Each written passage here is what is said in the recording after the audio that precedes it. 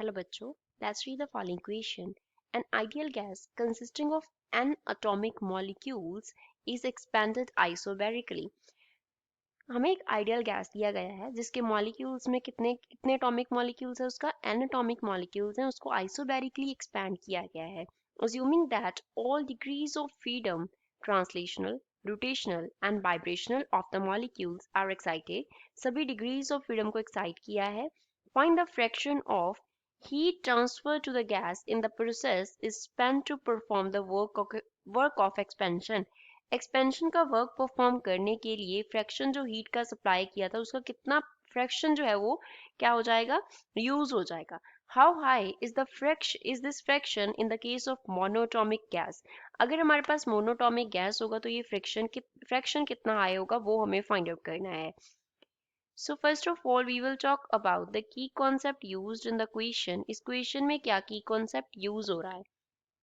यहाँ पे हम बात करेंगे स्पेसिफिक हीट के बारे में. Specific heat at constant pressure किस केस में कितना होता है. Specific heat at constant pressure.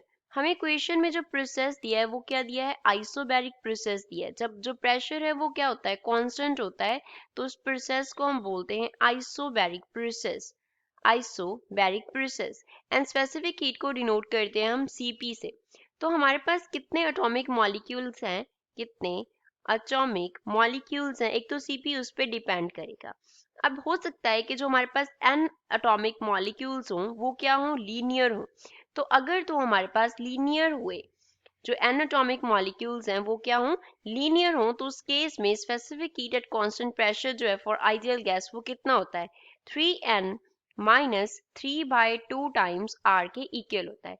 लेकिन अगर वो मॉलिक्यूल्स जो हमें दिए गए हैं n एटॉमिक मॉलिक्यूल्स वो क्या हों, नॉन लीनियर हो, नॉन लीनियर एनाटॉमिक मॉलिक्यूल्स हैं, तब जो Cp का वैल्यू रहेगा that will be 3n minus 2r के इक्वल होगा. और अगर हमारे पास मोनोटॉमिक हमें गैस दिया गया है, मोनो एटॉमिक गैस दिया गया है, तो for mono atomic gas Cp का जो वैल्यू होगा दैट विल बी 5/2 r के इक्वल होता है. क्या होता है, 5/2 r के इक्वल होता है. अब क्वेश्चन को सॉल्व करते हैं. जो वर्क डन है उसका फ्रैक्शन निकालना है हमें. हीट का कितना फ्रैक्शन वर्क डन में स्पेंड हुआ, तो वर्क डन को डिनोट किया W से. W क्या होता है, P इंटू dV. P यहाँ पे क्या डिनोट करता है, P here represents pressure and dV क्या रिप्रेजेंट करता है, it here represents change in volume. Change in volume को ये डिनोट करता है. तो आइडियल गैस इक्वेशन से हम क्या लिख सकते हैं, we can write from ideal gas equation we can write PGV is equals to RdT.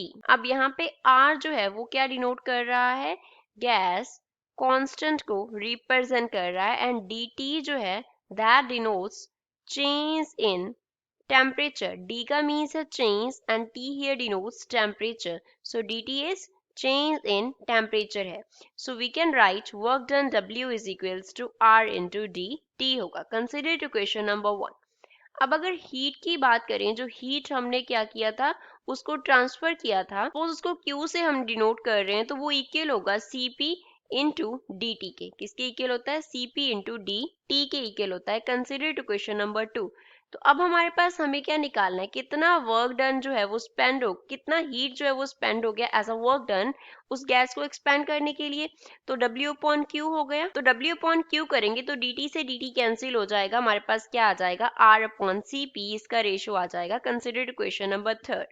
अब हमारे पास Cp के 3 केसेस हैं, वन बाय वन हम इसमें फिल कर देंगे और W बाई Q का वैल्यू हमारे पास आ जाएगा. जब जो हमारे पास लीनियर क्या है, लीनियर एनाटॉमिक मॉलिक्यूल्स हैं, तब W बाई Q कितना होगा. W की जगह पे क्या रह गया, अब हमारे पास ओनली R है.